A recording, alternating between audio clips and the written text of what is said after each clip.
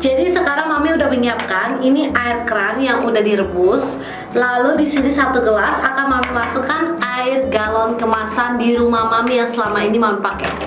Oke, kita taruh. Oke. Jadi ini air keran, air galon kemasan ya, mereknya kita nggak sebutin. Lalu ini Mami punya alat uji elektrolisa. Jadi kegunaan alat uji elektrolisa ini adalah untuk mengumpulkan zat padat pelarut yang kasat mata.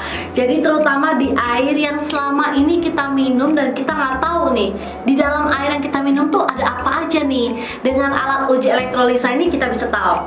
Kita akan masukkan kurang lebih 2 menit. Oke, kita masukkan dulu. Oke, mari kita uji sekarang. Mulai.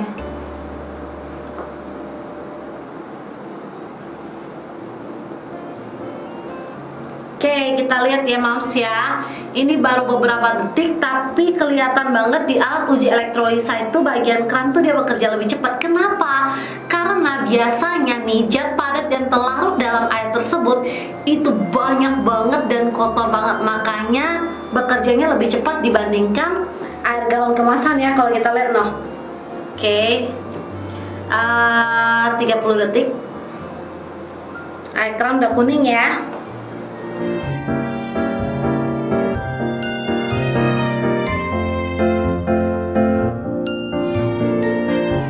Oke, makin kuning, makin banyak kelihatan banget endapannya. Ini udah 1 menit. Kita tunggu 1 menit lagi. Gimana kabar air galon?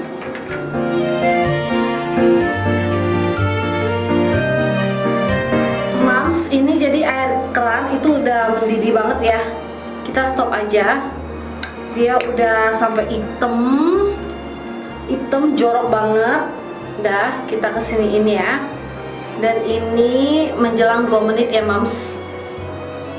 Oke, yang kita lihat air galon itu dia udah mulai menguning ya Mams ya. Kita akan trial sampai 3-4 menit. Kita akan lihat apakah ada perubahan di air galon ini nih Mams.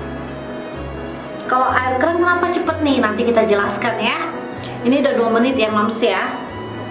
Jadi ini air galon udah mulai berubah warnanya menjadi kuning.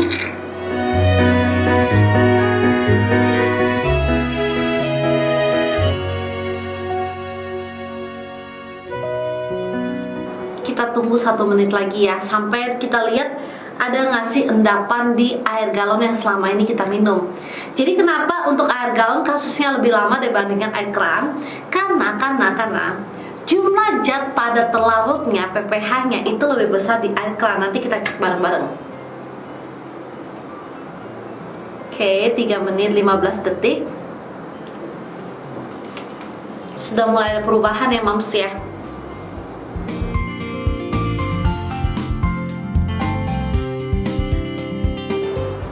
Jadi 4 menit kita stop aja ya. Sebenarnya sampai 5 menit juga oke. Yang penting kita lihat sampai ada endapan atau enggak.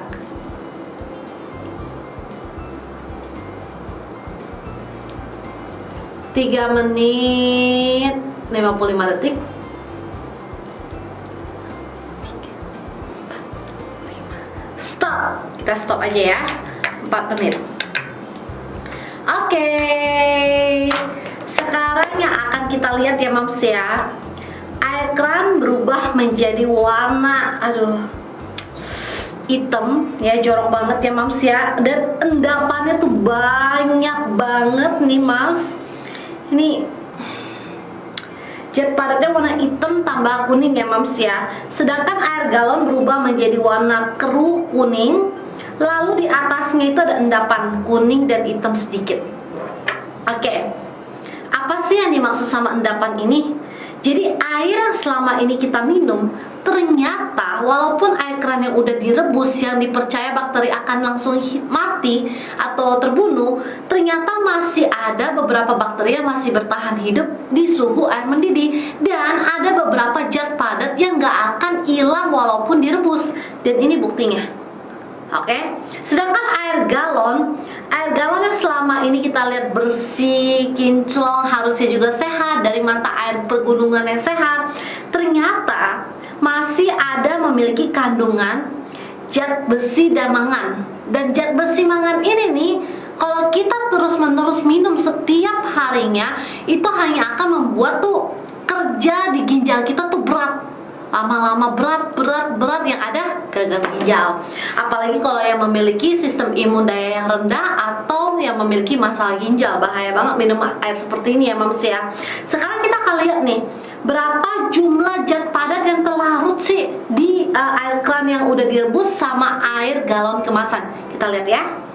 Nah, sekarang kita akan uji untuk tahu total jumlah zat padat berapa sih yang terkandung di air yang selama ini kita minum, yang kita percaya selama ini. Jadi sekarang Mami punya alat TDS. Jadi alat TDS ini berguna untuk mengukur total jumlah zat padat yang terkandung di air yang akan kita uji. Nah, ini adalah air keran. Kemudian Mami akan masukkan air galon kemasan. Oke. Jadi kalau yang bilang ini air keran atau gimana, lihat ya, ini beda ya Mams ya. Oke, jumlah TDS atau jumlah zat padat yang di dalamnya juga berbeda. Kita mulai dari keran dulu ya. Oke. Oke, jumlah zat padatnya ada di sini adalah 350 ppm. Sekarang kita coba yang air galon kemasan. Oke, itu adalah 80 ppm. Oke, gimana untuk cara tahu berapa sih jumlah zat padat yang diperbolehkan untuk kita konsumsi setiap harinya? Jadi kalau misalnya jumlah zat padatnya adalah lebih dari 140 ppm, kayak ini nih, itu adalah air minum biasa. Kalau sampai lebih dari 500 ppm, air minum itu berbahaya. Oke. Nah, kita lanjut nih. Berarti boleh dong minum ini. Ntar dulu. Kalau sampai jumlah zat padatnya itu 26 sampai 140 ppm, itu adalah air minum yang mengandung mineral anorganik. Nah, kalau jumlah zat padatnya 1 sampai 25 ppm, itu adalah air minum organik yang hanya sedikit mengandung unsur anorganik. Dan 0 ppm itulah air minum murni. Semakin rendah ppm, tersebut, itu akan semakin bagus untuk diminum dalam tubuh kita, semakin mudah diserap oleh tubuh kita, semakin mudah air minum yang kita konsumsi itu mengikat oksigen dalam tubuh, sehingga air minum yang kita konsumsi dengan jumlah ppm yang makin sedikit, itu akan baik untuk tubuh kita, baik untuk lansia, apalagi penderita ginjal. Kenapa? Karena itu nggak akan membuat ginjal kita tuh bekerja berat gitu loh Mams. Oke. Jadi kita lihat ya Mams ya. Di sini jumlah zat padatnya super endapannya ya Mams ya. Aduh, hitam kuning, aduh jorok banget seriusan. Boleh minum nggak? Nggak boleh. Ini banyak mengandung besi, mangan, belum zat padat yang benar-benar nggak bagus buat kesehatan. Sedangkan air galon kita tadi masih di standar air minum yang mengandung unsur anorganik. Ya seperti ini Mams, masih ada zat besinya, masih ada mangannya gitu loh. Dan kalau kita terus-menerus konsumsi ini akan hanya membuat penderita ginjal tuh ginjalnya makin nggak bagus. Kita orang yang memiliki sistem daya imun yang rendah itu nanti gampang kena penyakit. Belum lagi kita bisa membuat ginjal kita kerja tuh berat banget. Lama-lama ginjal kita rusak. Oke, jadi sekarang kita mau uji Purif, air filter dari Purif.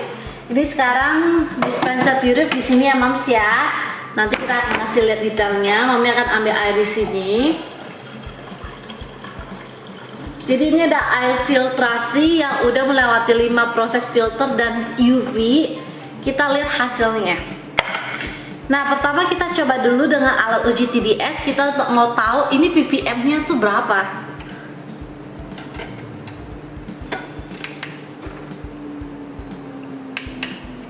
Oke, 7 ppm ya Mams ya. Jadi yang seperti tadi kita udah ngomong 1 sampai 25 ppm itu adalah air organik yang masih memiliki sedikit unsur anorganik. Dan 0 ppm adalah air murni.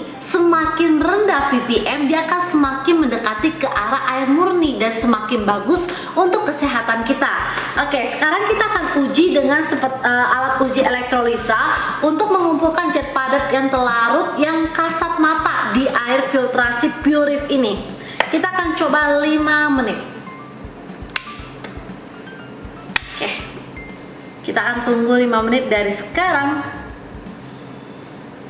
Nah, seperti yang kita lihat ya Mams ya, alat uji elektrolisa ini kenapa kerjanya lambat banget? Semakin ppm atau jumlah zat padat yang terkandung dalam sebuah air itu semakin rendah, dia itu semakin lambat bekerjanya gitu loh. Karena memang zat padat yang terkandung dalam air itu tuh nggak banyak. Kita lihat aja perubahan yang terjadi setelah 5 menit ya Mams ya.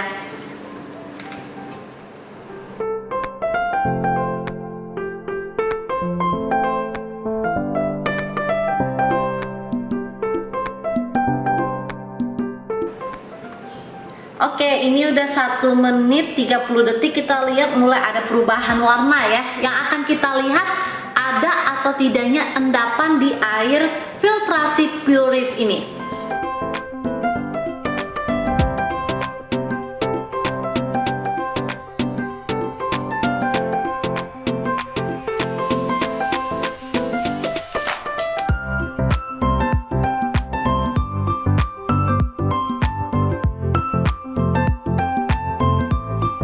Lima 50 detik.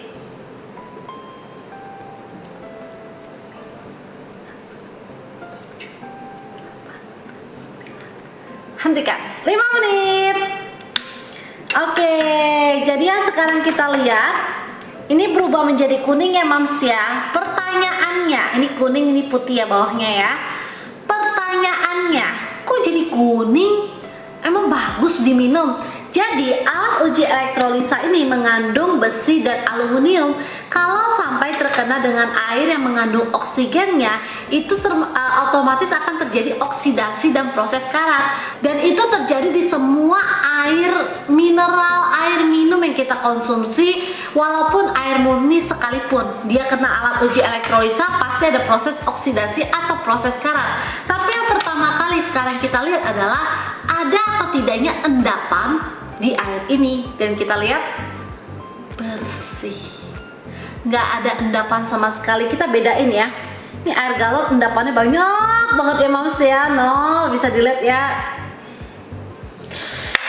ini air keran gak usah dibilang, ini hitam banget, jorok banget, serius endapannya banyak banget. Ini air filtrasi Purif, aman. Pilih yang mana? Jadi Mams, Purif UV filter itu memiliki 5 filter di dalam dispensernya Mams. Jadi filter yang pertama adalah filter PP. Filter PP ini memiliki ukuran 5 mikron yang berfungsi untuk menyaring kontaminan mikro dalam air.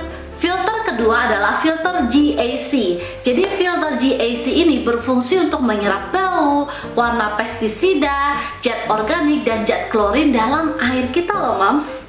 Filter ketiga adalah filter CTO. Jadi filter CTO ini berfungsi untuk menyerap bau, menyerap warna pestisida, zat organik dan zat klorin yang masih tertinggal di tahap yang filter sebelumnya nih, filter yang GAC yang tadi. Yang keempat, filter RO. Jadi filter RO ini adalah jantung dari filtrasi, yang dimana dia itu memisahkan material berdasarkan bentuk dan ukuran molekulnya dengan pori-pori membran sebesar 0,001 mikron, yang dimana filter RO ini memeras air baku menjadi air murni. Yang kelima, filter post carbon. Jadi kegunaan dari filter post carbon ini adalah meningkatkan cita rasa alami air setelah melewati begitu banyak filtrasi. Dan yang keenam, di sini ada UV. Ternyata UV ini gunanya untuk menginaktifkan 99,9% virus, bakteri, mikroorganisme apapun yang ada di dalam air sebelum kita konsumsi masuk ke dalam tubuh kita. Apapun yang kalian pilih, pilihlah kualitas konsumsi air minum yang akan masuk ke dalam tubuh kita adalah air yang benar-benar menyehatkan tubuh kita dan tidak akan menimbulkan masalah kesehatan ke depannya. Karena kita nggak mau kan ya Mams ya, mungkin air yang menurut kita sepele nanti ke depannya akan membawa masalah yang cukup serius terhadap kesehatan kita.